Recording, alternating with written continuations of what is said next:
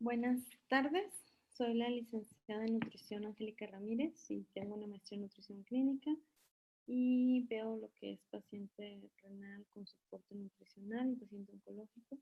Y el día de hoy voy a presentarles cómo se hace una resolución de un caso clínico con soporte nutricional enfocado al área de renal. ¿Sí? La paciente que les voy a presentar es una paciente de 65 años de edad con diagnóstico de enfermedad renal crónica terminal en etapa 5 y ingresa al hospital por presentar disnea y una presión arterial de 160/100, motivo por el cual pues, fue ingresada al hospital. Se manejó con diuréticos y antihipertensivos para controlar lo que es el exceso de líquidos y el control de lo que es la presión arterial. Y al alta hospitalaria fue valorada en casa, se observó que la paciente tenía mucho desgaste muscular y eso le imposibilitó poderse mover, ¿sí? Por lo tanto, la paciente pues estaba ya en cama. Los familiares refieren que antes del ingreso al hospital, pues la paciente estaba con completa movilidad y al preguntar su talla, pues tiene una talla de 1,55, peso habitual de 98 kilogramos, de los cuales 38 kilogramos los bajó en 1 año y medio a causa de lo que es diabetes mellitus, ¿sí? En su estancia hospitalaria, que fueron 6 días, bajó 5 kilos, lo que hace que su peso actual de la paciente sea de 55 kilos y en su exploración clínica tiene un edema de una cruz, ¿sí? La vía de elección elegida por el equipo multidisciplinario fue de una sonda nasogástrica, ya que obviamente tiene lo que es el aparato gastrointestinal funcional. La situación aquí es que esta paciente ya no quería consumir nada de alimentos por la depresión que le generó el no moverse de la cama, ¿sí? Y pues bueno, su peso actual, como ya habíamos mencionado en la parte de antropometría, es de 55 kilos, ¿sí? Y pues tenía un peso de 60 kilos, perdió esos kilos en 6 días. Y recuerden que como estamos hablando de que tiene edema de una cruz, pues tiene un peso seco de 54 kilos. En los cribados nutricionales que se le hizo a esta paciente, tienen el MNA 4 puntos y en el NRS 2002 4 puntos, lo cual nos habla de que es una paciente con riesgo nutricional y por lo tanto pues requiere soporte nutricional, ¿sí? En la parte de los bioquímicos, por mencionarles algunos, vamos a hacer énfasis en que la hemoglobina tenía 9.2 y la creatinina tenía de 4.03, ¿sí? La tasa de filtrado glomerular era de 11 y pues bueno, había ahí una alteración en lo que son los electrolitos también. En la evaluación clínica se hizo una recolección de orina 24 horas que era de 900 mililitros. Las evacuaciones de acuerdo a la escala de Bristol tienen un Bristol 5 y distensión abdominal con gases durante el día, que esto es muy común también en el paciente renal por la cuestión de la fisiopatología. Y pues el gasto de la sonda es de 50 mililitros y pues por el síndrome urémico que presenta esta paciente, presentan anorexia, o sea, no tiene nada de apetito y presenta también mareos. En la parte de la elevación dietética, se le hizo un recordatorio de 24 horas y en este recordatorio de 24 horas, en el desayuno solamente la paciente consumía una taza de gelatina, en la comida un té, una taza de arroz y en la cena un tercio de taza de arroz con leche. En cuanto consume algo, pues lo vomitaba el paciente. Por lo tanto, se decidió usar lo que es la sonda nasogástrica y en base al recordatorio de 24 horas nos dimos cuenta de que la paciente solamente consumía 467 kilocalorías. En la parte socioeconómica, depende de la cooperación económica y el cuidado de sus 5 hermanas, nada más que como tiene esta paciente otro familiar que también tuvo un evento cerebrovascular y entonces también requiere nutrición enteral, entonces pues bueno, ya eran 2 familiares los que requerían soporte y pues la situación económica no era como la ideal.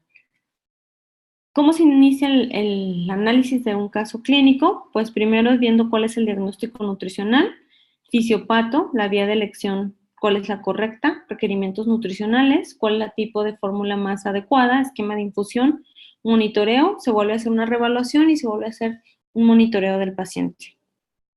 De acuerdo a lo que es el NSP, bueno, pues es una paciente femenina de 65 años de edad que presenta una ingesta inadecuada de alimentos.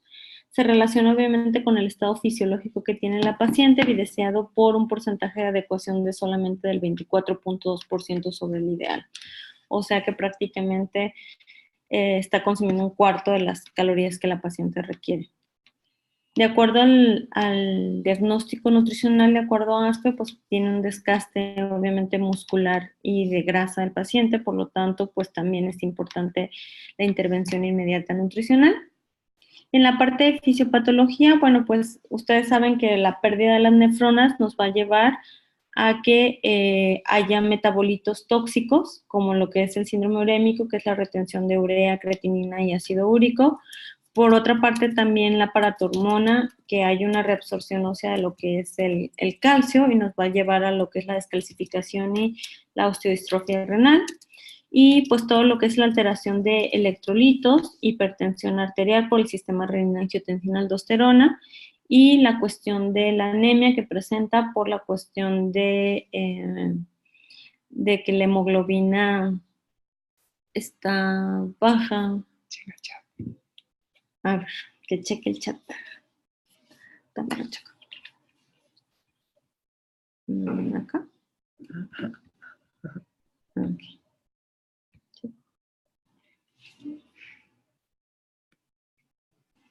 Que no se escucha.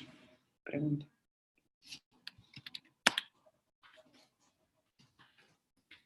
A ver, dicen que no se escucha. ¿No se escucha nada?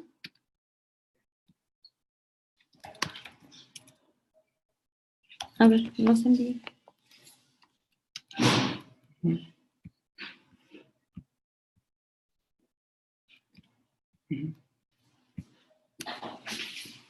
Sí, ya se escucha. Ok, continúa. Yo, ¿cómo estás? Bien. ¿Cómo estás? A ver. Continúa. Oh, ya. ¿Ya se escucha? ¿Sí? Ok. Va. Quítame. Que hable un poco más lento. Okay.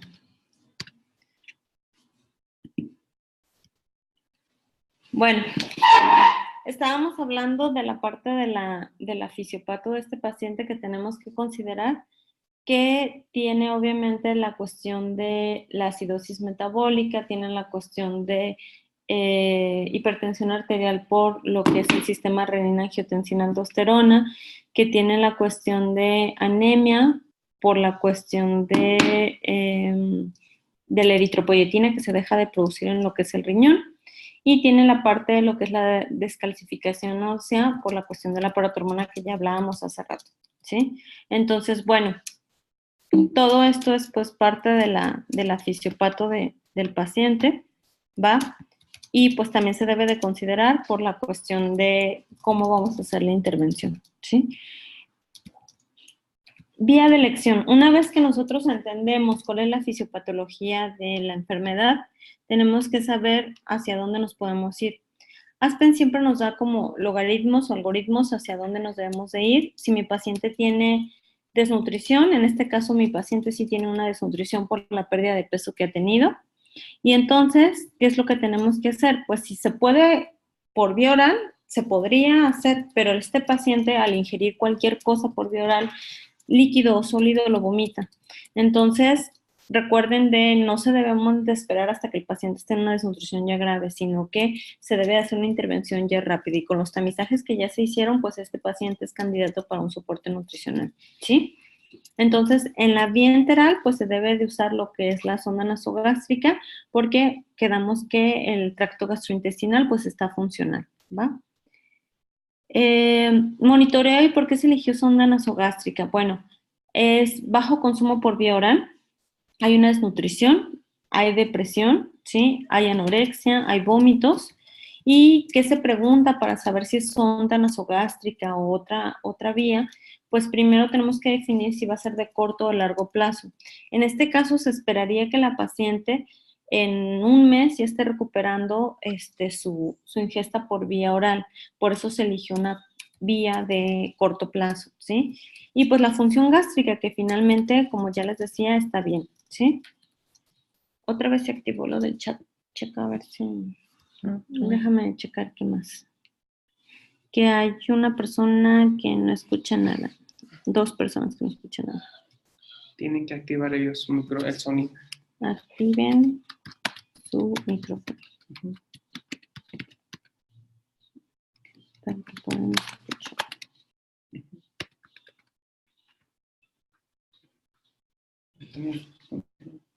Ok.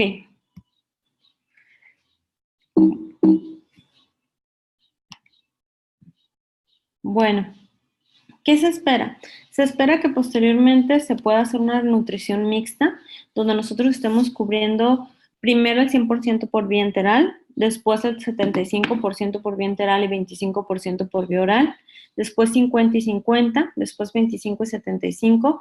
Algo que es bien importante, o en la diapo les dicen ahí que 75% comprobables, es porque a veces el familiar o cualquier persona o el cuidador come el alimento del paciente, y eso pues obviamente no es lo adecuado porque no es el paciente el que se lo está comiendo, ¿sí? Entonces tienen que ser comprobables, estar checando que realmente el paciente se esté consumiendo ese 75%, y una vez que esté consumiendo ese 75% se hace el destete y se consume ya el 100% por lo que es vía oral. Los requerimientos. Bueno, la ASPE nos dice que de energía debemos de consumir, bueno, para este tipo de pacientes, de 30 a 35 kilocalorías, y de proteínas, como es un paciente que está en prediálisis, pues se va a consumir de 0.6 a 0.8 gramos por kilogramo por día de proteína, ¿sí? Dándole 35 kilocalorías, a este paciente le estaríamos dando 1,890 calorías. Recuerden que son 35 por 54 porque estamos hablando de que es un peso seco. Y yo empecé dándole solamente el 75% de las calorías, que son 1,400. ¿Por qué? Porque el paciente solamente, si recuerdan, el recordatorio de 24 horas estaba consumiendo alrededor de 480 kilocalorías, ¿sí? De proteína yo elegí darle 0.8 gramos por kilogramo por día, que me da un total de 43.2 gramos.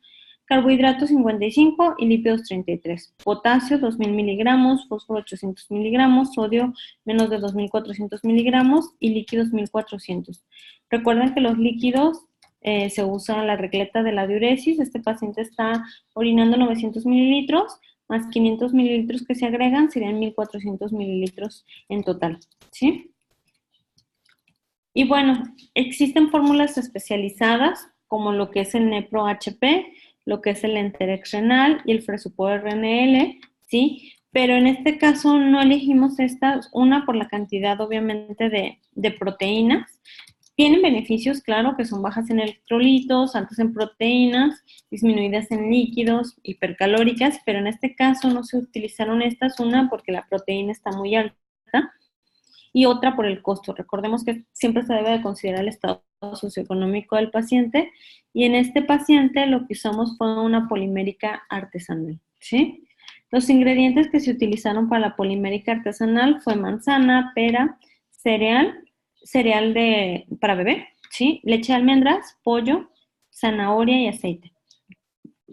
Y bueno, pues es bien importante explicarle a los pacientes cómo es que se hace todo lo que es la preparación de la polimérica, para tratar de hacerlo lo más inocuo posible y que les quede bien claro cómo se licúa, qué se licúa primero, ¿sí? Y que no se vaya a tapar precisamente lo que es la sonda de alimentación, ¿sí? Aquí viene precisamente cómo se prepara la polimérica, y nos habla de que primero se deben de licuar lo que son las frutas, el tiempo que sea necesario, pero es bien importante que estén cocidas y sin cáscaras. Después se agrega lo que es el cereal y hay que estarlo colando. Después añadir lo que es la grasa y se licúa por 30 segundos. Después la proteína y se vuelve a licuar por 30 segundos. Se mide y se afora, ¿sí? Y en frascos estériles, porque en este tipo de pacientes lo que hicimos fue darle esquema de infusión por bolos. Entonces etiquetas lo que son los frascos estériles, dejas 4 tomas o 5 tomas, lo que ustedes hayan decidido darle al paciente, en refrigeración, y 15 minutos antes de pasárselo al paciente se saca del refrigerador. ¿Para qué? Para que se atemple un poco la fórmula y no le genere dolor a la hora de pasarle lo que es la fórmula porque esté muy fría, ¿sí? Y bueno, el cálculo obtenido, aquí está lo que es la proteína. Del teórico fue 42.7 gramos, el obtenido fueron 43.2, lípidos 50, y teórico igual 50, hidratos de carbono 192.5, y se obtuvo 193.5, agua 780 mililitros, hay que agregarle agua a la fórmula, se calcula también lo que es el fósforo, se calcula también lo que es el potasio, y el esquema de infusión, ¿cuál se utilizaría? Pues se utiliza el esquema de por bolos, ¿sí? Aquí está lo que es el esquema. Se utiliza lo que es el esquema por bolos y se va a dar un bolo a las 7 de la mañana con 233 mililitros, otro a las 10:15 con otros 233 mililitros, otro a la 1:30 con 233 mililitros, y así. Yo escogí darle cada 3 horas y que pasara cada bolo en 15 minutos, ¿sí? Los esquemas de infusión pueden pasar cada 3 horas o cada 4 horas o cada 3 horas y media. Eso se va haciendo de acuerdo a la tolerancia del paciente y se puede pasar cada 15 minutos o cada 30 minutos y podemos darle 15 minutos, 20 minutos, 30 minutos. ¿Qué es lo que se debe de considerar para saber cada cuándo lo pasas? Pues obviamente la tolerancia del paciente, ¿sí? ¿Cómo mido esa tolerancia del paciente? A través de si hay distensión abdominal, si hay diarreas, si hay náuseas, ¿sí? Entonces recuerden que en este tipo de pacientes se les mide lo que es el perímetro abdominal para checar precisamente lo que es la tolerancia. Y bueno, el monitoreo, ¿qué es lo que se le va a estar checando a este tipo de pacientes? Pues se va a estar checando lo que es el peso, circunferencia media de brazo, panículo adiposo tricipital y bicipital. Eso es en la parte de antropometría. En los bioquímicos se checa lo que es la biometría hemática y la química sanguínea completa, donde vamos a estar checando todo lo que son los electrolitos, sodio, potasio, fósforo, cloro, magnesio y calcio, ¿sí? Y en la parte de clínicos hay que estar checando lo que es el apetito del paciente, la piel del paciente, si sigue presentando edema el paciente para checarlo del peso seco y si va mejorando la movilidad. En el caso de esta paciente recibía fisioterapia, entonces la movilidad fue mejorando conforme fue teniendo su fisioterapia. En la parte de en la parte de dietéticos, pues la tolerancia a la fórmula, y una vez que ya empiece a tener una ingesta por vía oral, pues se checa la parte de la ingesta por la vía oral, ¿sí? Se hace una reevaluación. En esta reevaluación, si ustedes pueden observar, la hemoglobina de 9.2 pues subió a 16.4, la creatinina de estar en 4 pues bajó a 3.6 y pues bueno, y después bajó todavía más cuando no alcanzó a ver los niveles, pero bueno, la tasa de filtrado glomerular fue mejorando, ¿sí? Nuevamente se vuelve a hacer otro monitoreo para volver a hacer una reevaluación y volver a hacer un diagnóstico. Recuerden que siempre tenemos que estar reevaluando y rediagnosticando al paciente, porque posiblemente pudo haber mejorado ya la hemoglobina o pudo haber mejorado un indicador y ya tratamos de ya no preocuparnos tanto de ese indicador y nos vamos al siguiente indicador. Sí, siempre un paciente va a presentar una serie de indicadores que mejoran y también podría pasar que hay algún indicador que empeora y también tenemos que enfocarnos en eso. Entonces se vuelve a hacer la monitorización y el rediagnóstico. Y bueno, pues por mi parte sería todo. No sé si tengan alguna duda, me la dejan ahí en el chat y ahorita se las contesto. Y pues invitarlos al diplomado en paciente renal, ¿sí? Esto solo fue una pequeña probadita de lo que se va a estar haciendo y viendo en el diplomado. Gracias.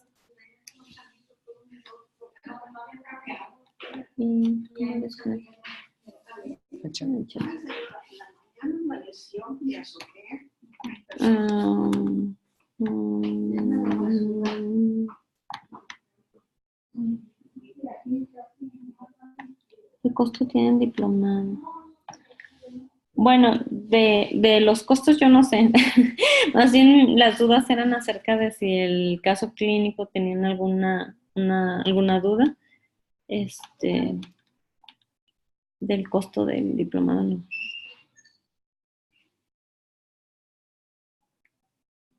¿Ninguna duda?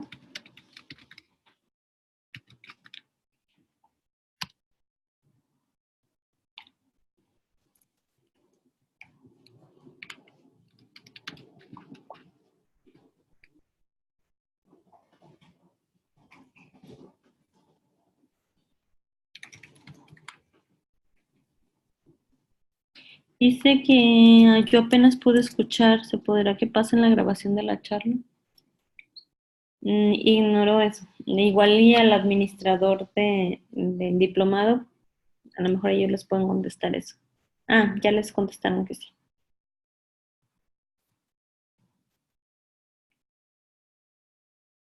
Ok. Bueno. Gracias.